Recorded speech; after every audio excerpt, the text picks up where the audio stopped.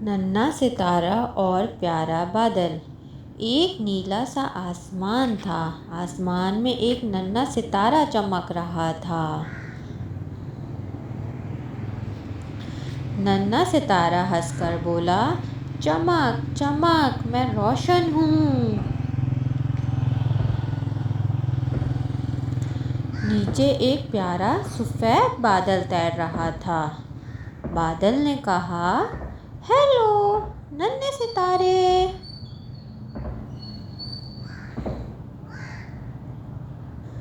ننھا ستارہ خوش ہوا۔ وہ بولا، چلو کھیلیں۔ بادل آہستہ آہستہ ہلا۔ ستارہ ٹم ٹم ٹم ٹم چمکا۔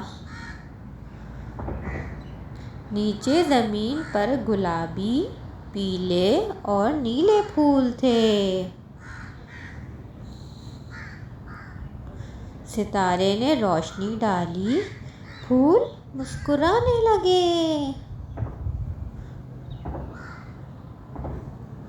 تھوڑا سا وقت گزرا، رات اور گہری ہو گئی۔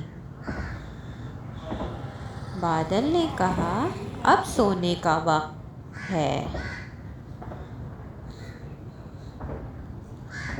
ننھا ستارہ بولا، شب بخیر بادل، شب بخیر۔ بادل نے ستارے کو نرم سا گلے لگایا۔ ستارہ آہستہ آہستہ سو گیا۔ اور ستارہ چمک چمک کرتا میٹھے خوابوں میں سو گیا۔